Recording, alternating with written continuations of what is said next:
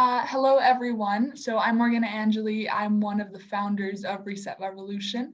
And today I'm joined with Raeesah Noor-Mahomed. And Ray currently lives in South Africa, and they're about to start their first year of university. Ray has founded two platforms that aim to use art and other forms to connect people and create a decolonized space for non-Western voices. Together, we will be discussing the difference between Western and non-Western activism and the possible ways to ameliorate Western activism in order to render it more beneficial. So Reset Revolution, I'm just gonna hop back to that for a second. It's a platform that we created a few months back, and it's to connect people around the world and to hear about different perspectives and different ideas, and to make it accessible for others. So yeah, today I'm joined by Ray. So do you want to introduce yourself a little bit? Hi, I'm Raeesah or Ray, and I'm 18 and I live in Johannesburg, South Africa, and I'm more active in the climate activism space and the gender-based violence space, but I call myself an intersectional activist because I believe that no problem exists in isolation. Over the past year, I was pretty involved in local activism. I um, I did a school boycott in the beginning of last year, and then obviously there was no school because Corona. So, and I worked with Greenpeace Africa, worked with 350 Africa, and I've worked with a lot of local organizations, and just being as involved as I possibly can in local activism. Okay, so as I can tell, you're a very active member of your community. What have you been working on as of late? So what issues have you been specifically targeting within South Africa or within the organizations you've been working on? So right now, things are very stagnant because South Africa is in its second wave of COVID, and cases have been really high. So we haven't been able to do much actively as we'd like to do, but we've been looking more. We've actually been looking more like ourselves, adjusting our activism, adjusting the way we do things, sort of that introspection, because our December holiday season is longer because it's summer here. Not everyone hasn't gone back to work yet, and so this period is still a bit of a just like that, let's figure out what we're doing next. So the projects that I'm working on are more long term now. The Climate Justice Charter is a local thing. Actually, I've got it here. The Climate Justice Charter. It's the Climate Justice Coalition. I think that's what they're called. They came up with it, and it's South African, and it's completely ground up. And they gave it to Parliament last year, and they're going to sue if they haven't adopted the Climate Justice Charter within 1 year. So that's one amazing thing I'm so happy to be part of. Another thing is it's another long-term thing, and I'm not sure exactly how it's going to work because of the pandemic, but I'm working on a gender-based violence campaign where we, in South Africa in 1956, a whole group of women, they marched to the Union buildings, which is the main building and the main buildings, government buildings in one of the capital cities, because we have 3 capital cities, and in protest of past laws, and that was called the Women's Day March. And now on the 9th of August, it's known as Women's Day. So this year we went to march to the Union buildings on Women's Day and hand over petitions protesting gender-based violence, because South Africa's gender-based violence rate is the highest in the world. So those are just 2 long-term things I'm currently involved in. That sounds really cool. So with your experience being an activist in South Africa, so that's a non-Western country, what are the significant differences between Western and non-Western activism? So when I started doing my activism, when I started not even being involved, just learning about it, what I was seeing came from the West. Like the massive marches, all of it came from the West. We had the march in 2019, the global climate strike. We had a protest, and obviously it wasn't as big as it was in like Australia and Germany, where they had, was it a few million people attending, and we had, I don't think it was, I think it was maybe 200-300, like at most. And like at that point, what went through my mind is like anger. It's like, why do people not care? South Africans just don't care about it.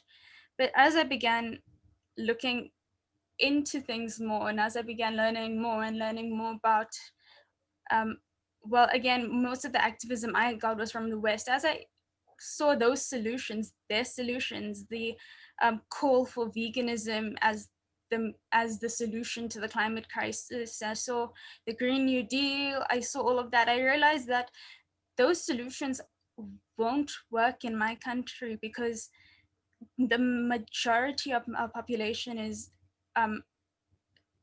impoverished, and not impoverished as, even poverty in South Africa is different than in a Western context. I've seen a lot of posts in America about people who've been like, who've grown up poor, and while that, like, that is valid, and I'm not, and that experience is valid, but in South Africa, the majority of the population's poverty is where they don't have a house, where they live in informal settlements in homes made of shacks that they sometimes don't even have. And it's so rooted in apartheid. And here we've got to pay for school. So many kids don't get that education. Here, they don't have access to water. They've got to walk to taps. They've got to do a whole bunch of things. They can't go to school, or if they do go to school, they don't have time to study. They've got families to look after, because it's sometimes it falls into the kids to do that. And I can't even speak for that because I've never lived that. But just knowing what I know, I realize that the Western solutions can't work here, and Western massive protests and stuff can't happen here because people just don't have the privilege to be able to be involved in these things. They've got so much else to worry about that they don't have the capacity to get involved in these things. And as I see online, people getting shamed for not caring, people, especially in the activism space, people being shamed for not being vegan. I've been told that I'm not a real activist because I'm not vegan. And to me, that was one of the things, the vegan argument is what really made me realize that Western activism is different, because the plant-based, even plant-based agriculture is still really bad for the environment. And even if it wasn't, it's an oppressive industry. And it seemed like the only people who thought about the oppression of people were people living in non-Western countries. And it was just so like, and then the solutions coming from the West, like take public transport, da da da da da. It's like we don't even have proper public transport here. It seemed all those solutions that were being adopted by the UN, by all the massive countries, by their parliaments, it seemed like it would only fit in Western countries. And the problem is not that we don't have solutions in non-Western countries, we do have many solutions. The problem is that it's not being spoken about in media as much as Western activism and Western solutions are. Is there a difference, do you find, in the way that, so for example, you were mentioning in the West, there's a lot of big protests or like calls to action in the sense of stop eating meat, stop driving your own car. Is there something that's similar or paralleled in non-Western countries? For me, being in the activism space for a while, I've noticed that it's very exclusive. In South Africa, the activism space, even though the majority of the population is poor and like really badly impoverished, the activism space is made up of largely middle class people. It's a very middle class space. And you have things like this with me, who has never lived that has never lived that are talking about these experiences instead of someone who has. And part of it is definitely about access, because here like so many people don't have access to like the internet, either constantly or at all. They don't have Wi-Fi, they use data, or they share devices. And now, like especially during the pandemic, activism has moved so much online that it leaves out like a massive chunk of the population. And even if you look online at the algorithm, if you're involved in activism, if you're political, you'll see political things in your feed. And by moving it online, and because of the algorithm, the same people see it over and over. And it's the people who are already involved, who are privileged enough to be able to see it. So just like in South Africa, in my city, that's one of the big things. Like also with protests, we have the transport to go there, we have the the means. Yeah, it's just those things just within my city, you know. Yeah, I completely understand. And how do you think that non-Western activism could develop, or how Western activism could develop in a way that they come towards each other and can become more globalized activism? So as it currently stands, Western activism for me, it's much more loud, if that makes sense, than non-Western activism. Like you see these massive protests, but you don't hear much else. Like here, when I started doing the boycotts and stuff, we got to meet the Minister of Environmental Affairs.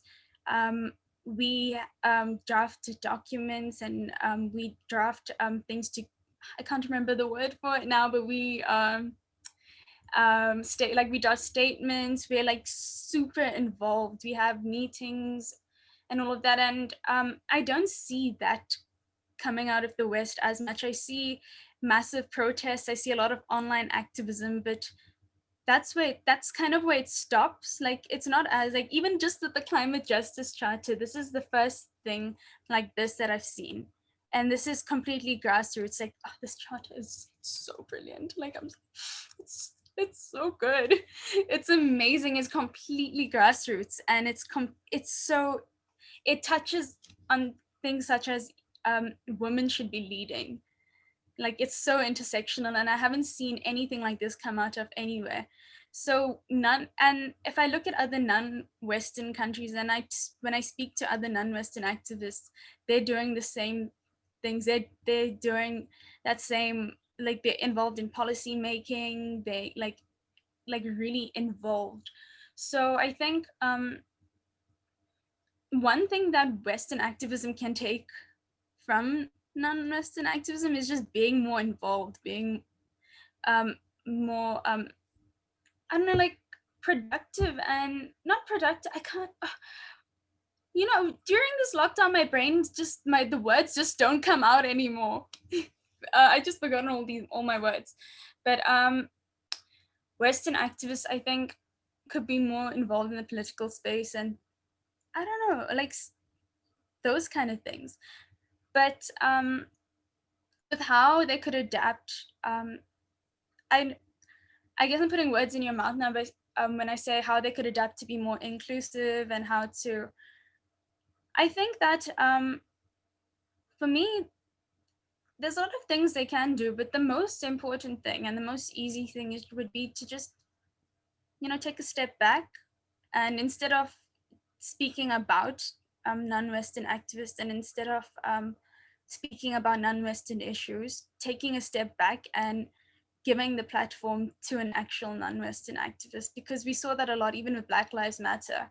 It was a lot of white people talking about issues that Black people face, and didn't let Black people talk about it for themselves. So for me, that's a big thing. Now, the only like non-Western activism you see on like big media is in a Western context. Like one thing that really frustrated me was the thing with Vanessa Nakate. Um, she was an activist before she went, was it in Davos or what, where was it where they did where that whole picture thing happened? I'm not sure. But she was an activist before that, that's why she was there. But the only time people knew her was when it came to 4 other white activists. So I think the biggest thing is to take a step back and take it out of that Western context and leave it in the context that it came in, which is the non-Western context.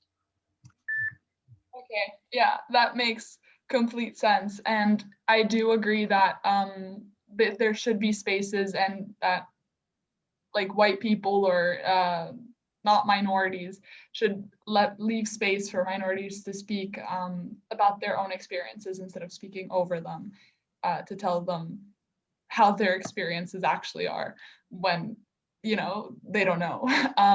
But in what way do you think that, because, you know, I'm in the West and I obviously look at Brussels and things I can do here, but sometimes I'm drawn to looking at problems in South Africa, problems in Argentina, I don't know, around the world. And I'm like, oh, damn, I wish I could help, you know, like, how can I help without, you know, just causing problems? If you don't know an activist from there, like if you don't actively know one, or if in your spaces there isn't an activist that could say these things, then I think you can say things yourself to like draw attention to it, to draw attention to these issues. One big thing that that you can do, and what even I do in like my spaces, is just I think it's like an internal change more, where you start being able to analyze things whenever a solution comes out, or whenever someone makes a post, being able, like it takes a while to be able to actively look at it and see how much see what context that it fits in, who it could possibly exclude, and looking at yeah, just looking at that, looking at how Western activists and people in the West talk about things, and pointing out that it's not completely inclusive. Just those things, like pointing out how it's rooted in colonization, rooted in capitalism, how it needs to be more inclusive, like just those things, like in your own spaces, making, like, you know, that actively changing your like your own mindset and your own ability to see things. Like it takes a while, but um eventually, you know, yeah. Yeah, I think that's a good way to put it, you know, like every time you see something, question what this information is saying, who should be saying this information, and, you know, like who it could be harming. Yeah. Yeah, I mean, I think that it's not something you usually realize the difference between Western and non-Western activism. You usually just think activism, universal, you know, I'm doing good here, I'm doing good there, it's good for everyone. But it's important to like stop and think and reflect on how our actions are not actually universalizable. And, you know, different people have different stories. And that's why I think Reset Revolution kind of does this. It's trying to, I don't know, connect people and like make those voices heard, not only in a Western point of view. But yeah, thank you very much. Thank you for having me.